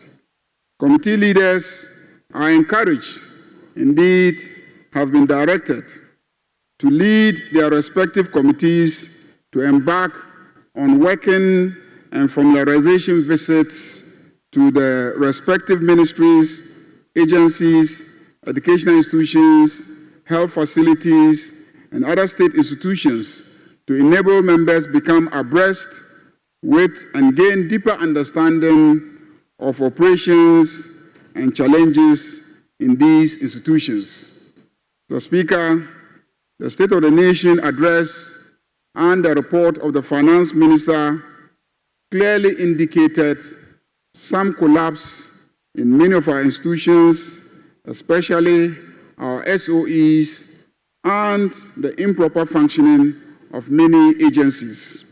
Mr. Speaker, as the Parliament of the people, it is our responsibility to ensure that there is institutional revival, our institutions function properly, and our SOEs become more profitable. It is in this regard that I hope that members who use this recess to reflect on these, to reach out to those institutions, engage them, and at least come back to this House when we reconvene with ideas about how we can help the executive to function better. Honorable members may also take advantage of the recess to visit their constituencies to engage with and listen to the people who elected us into office. This recess provides us with the precious opportunity to further understand the concerns and aspirations of our constituents, to share the progress we have made in Parliament, and to continue working on solutions that will directly benefit our communities. Mr. Speaker, before I conclude, it is important to note that the election results of the Ablekuma North is still pending. Results are yet to be declared as the collation process was not completed before the inauguration of Parliament. I hope that whilst we are away, this matter is resolved. Let us embrace this time as a chance to renew our connection with the people we serve, ensuring that we return to the House with an even stronger commitment to the tasks ahead. The work of Parliament is never truly done, and we must use this recess to strengthen our bonds with the people of Ghana, bringing their voices into the heart of our decisions. Mr. Speaker, as we close this meeting, I extend my heartfelt gratitude to all members of Parliament for their dedication, hard work, and unwavering commitment to our national progress. I also thank the people of Ghana for entrusting us with the responsibility of steering this great nation forward. Together, we are laying the foundation for a prosperous, united, and resilient Ghana, one that will shine brightly for generations to come. In closing, let me remember that the work we have started is just the beginning. There is still much to be done, and I'm confident that with unity and purpose, we will continue to build on the successes of this meeting to achieve even greater things for our beloved Ghana. I cannot take my seat without, Mr. Speaker, commending you highly as our popular father, oh father, for guiding us, leading us, and ensuring that we make the best out of our time here. Let me also commend your two deputies who have shown outstanding skills and leadership in the management of our affairs, whilst you observed and watched and supervised from afar. Mr. Speaker, your two deputies have shown that you have done a great job in terms of your ability within a very short time to transform people into excellent task performers. So, Speaker, your clerk and his deputies and the staff have indeed helped us to have a very successful meeting. So, Speaker, we are very grateful to the clerk and the staff. So, Speaker, we are also very grateful to all the workers, from the Marshal's office to his security staff, to the police and the police post, the cleaners, the technical people, the audiovisual department, the press corps, every other person who has contributed to make this meeting a success. We show our most sincere appreciation to them. So, Speaker, let me thank colleagues for the cooperation that I have received as a leader. So, Speaker, it is not all the time that we will agree. So, Speaker, we may plan things and circumstances would dictate a change in strategy and program. So, Speaker, let that not be misconstrued as bad faith. I believe that last night, if we had not taken the gold board, it would have been very, very difficult to accomplish that task today. And Mr. Speaker, I had no hesitation going ahead with the bill because, Mr. Speaker, I had spent 4 good hours with my friends opposite and they presented not less than 100 proposals. I believe 80% of those proposals were accepted at the meeting and amendments effected to incorporate all those proposals. And we had indeed concluded that there will be no debate when we returned to the chamber because we were at idem on the revised content of the bill. And so when some proposals that I thought would delay the process came up subsequently, I rather thought that there was no need for us to further procrastinate. And that is why we proceeded. I will ordinarily not proceed if I don't believe or I'm not convinced that all your concerns have been taken on board and accounted for in the final outcome of the document that we are going to approve. So, Mr. Speaker, if that rubbed off our colleagues on the other side in a bad way, let me assure them that it wasn't intended to show disrespect or to show that you are immaterial or irrelevant in the discharge of our responsibilities in this House, but I thought you had done your job. You had significantly revised and amended the bill. Mr. Speaker, on that note, I thank colleagues and I thank you, Mr. Speaker, and God bless our homeland, Ghana. Thank you.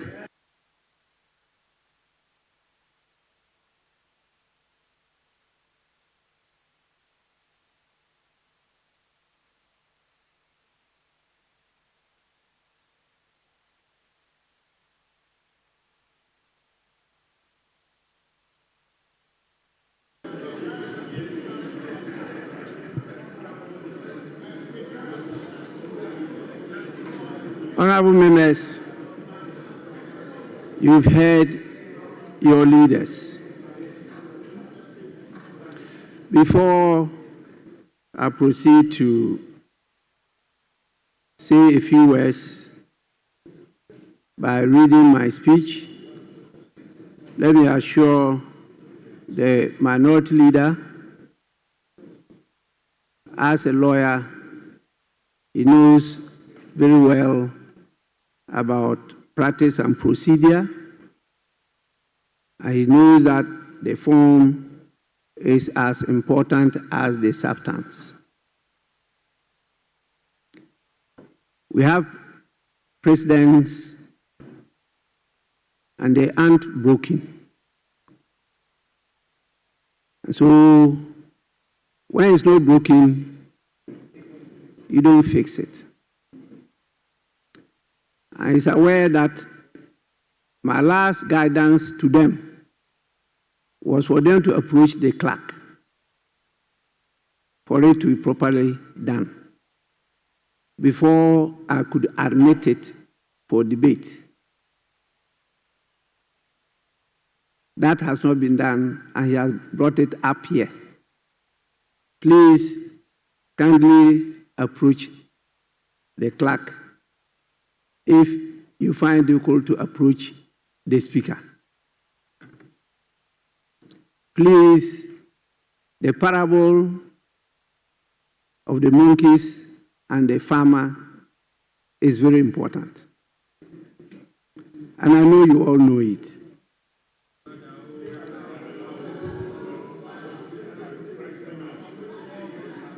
You want me to tell you? You don't know about that parable? But you were all born yesterday, not today.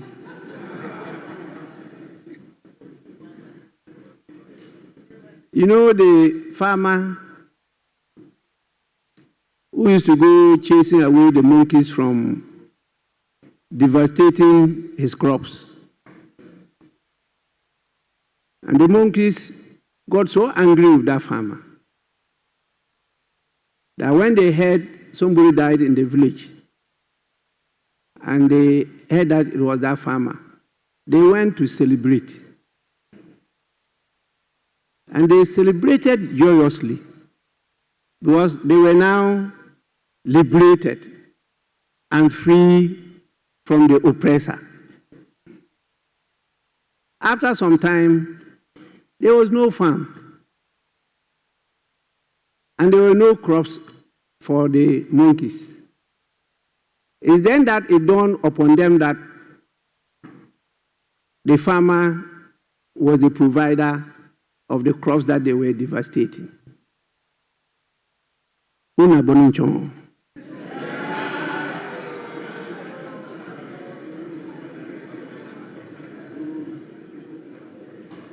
I now proceed.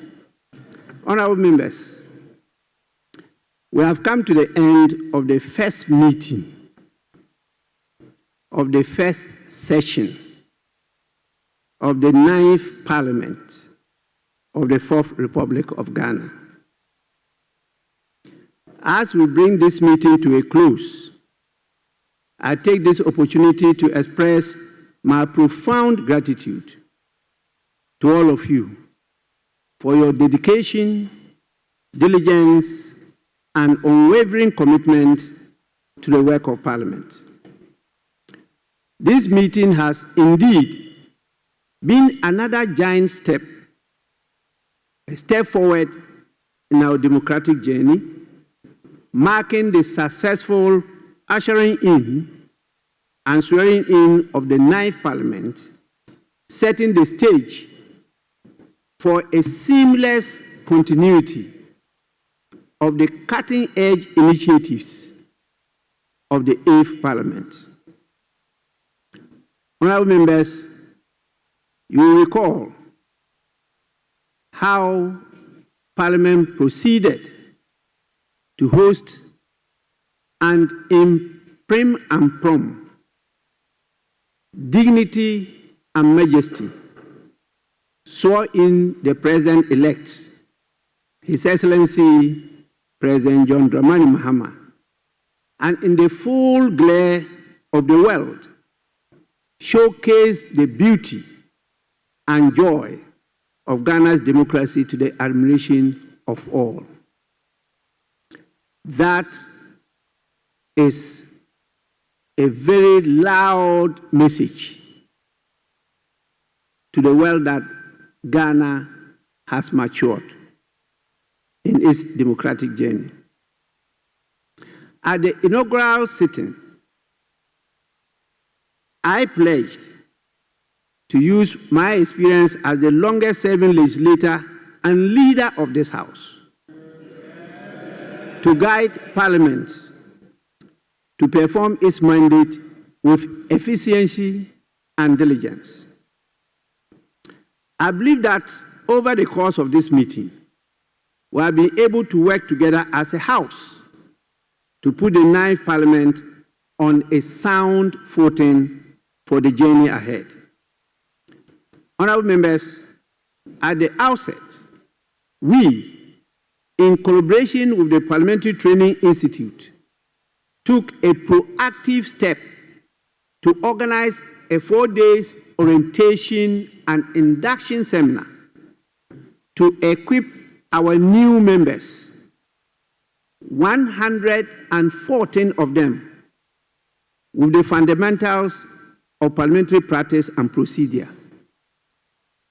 A similar program was later extended to both new and continuing members, ensuring that all honorable members were well prepared to execute their legislative duties effectively. The success of these initiatives was made possible through the cooperation of leadership and active participation of members, for which I commend you all. Honorable members, during this meeting, the House conducted key constitutional businesses, including the hosting of the President to deliver a message on the state of nation, usually referred to as SONA. We also created space for the Minister of Finance to, on behalf of the President, present the budget statement and economic policy of government for the 2025 financial year. Let me acknowledge the hard work and diligence of all members, particularly committee chairs and ranking members for scrutinizing the budget, state estimates, and ensuring their thorough consideration before submission to the House for approval. This has culminated in the passage of the appropriation bill, and kudos to everyone for the good work done. In the course of this meeting, we also witnessed the adoption of 14 reports of the Appointments Committee, leading to the approval of His Excellency the President's nominees for various positions, including Ministers of State, Deputy Ministers, and the Administrator of the District Assembly Common Fund. This House also carried out its oversight responsibilities with the admission of 190 questions, of which only 58, comprising both urgent and oral questions, were answered. In addition, one instrument, namely the Environmental Protection Mining in the Forest Amendment Regulations 2025, was presented to the House. During the meeting, the House considered 16 bills, 10 of which were successfully passed, adding to the body of legislation that will guide our national development.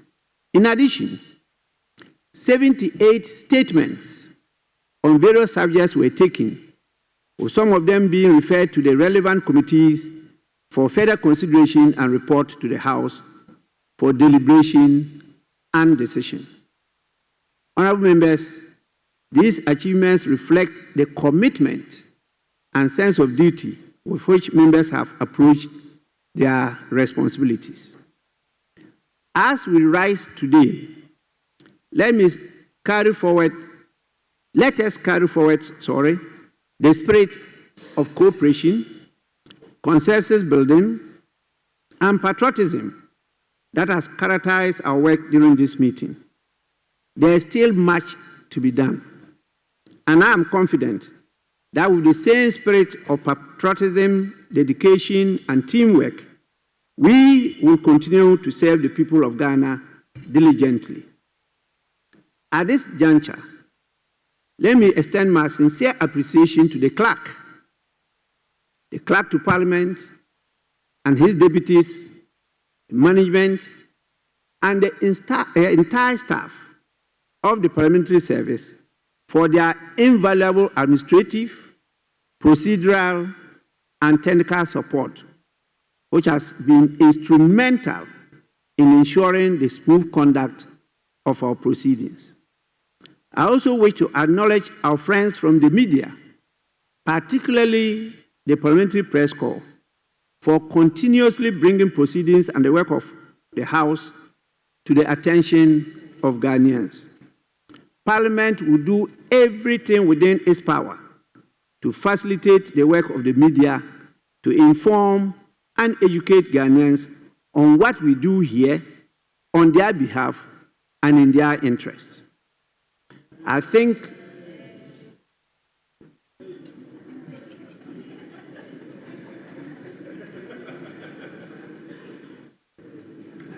it is pleasing to the ears. I must single out the vital support and encouraging performance of the first and second deputy speakers. By their performance, I am more confident than before of the future of the Parliament of Ghana. Ghana and Ghana's Parliament have a bright future. I call you all and fellow Ghanaians to applaud the excellent manner in which they navigated very difficult and emotionally charged parliamentary proceedings each time I am unavoidably absent. Deputy Speakers, Ayiko, Akpe Kakaka, For the leadership of the House, I say well done. The only thing I disagree with you, the two of you, is that this is Parliament of Ghana, not a court of law. It's not a place for you to debate jurisprudence. It's a place for you to break down the mysteries of governance to the ordinary language for the people you represent to understand, to buy in, and to support you to improve their lot. No more jurisprudential debates. Parliament operates on the franchise as a mode of decision-making, democratic representation, and articulation of position, and does promote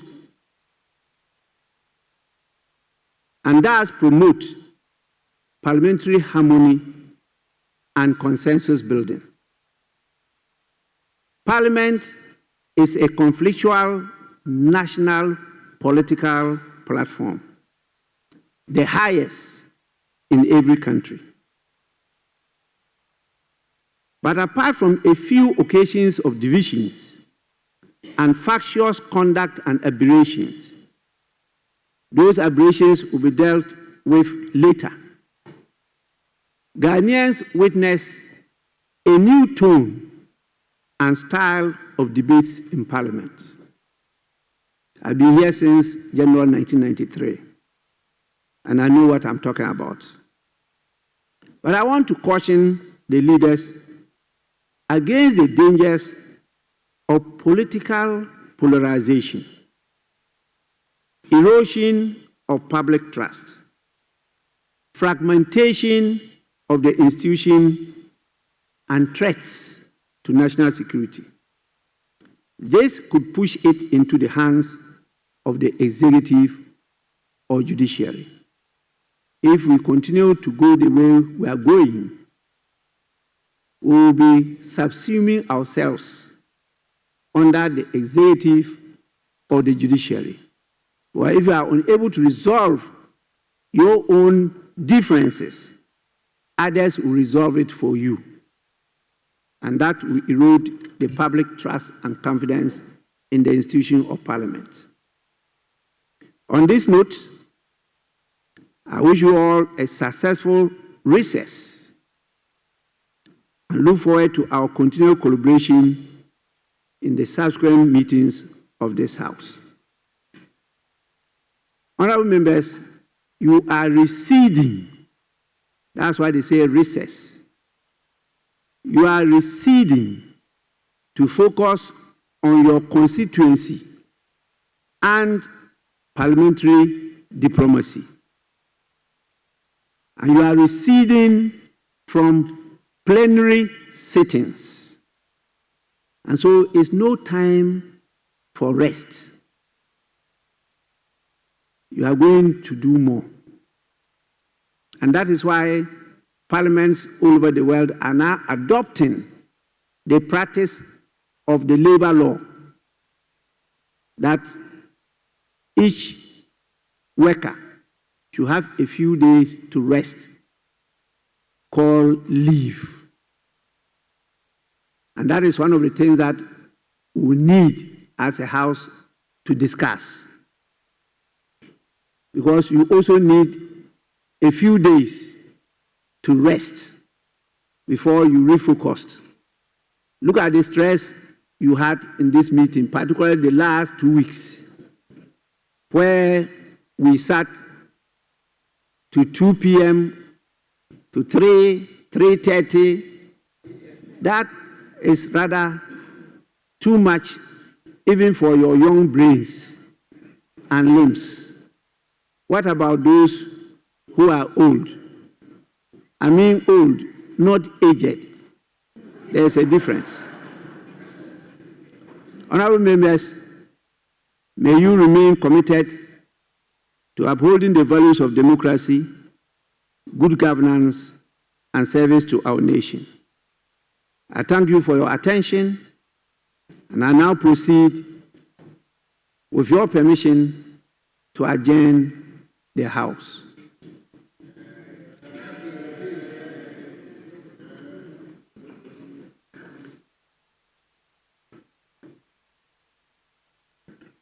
The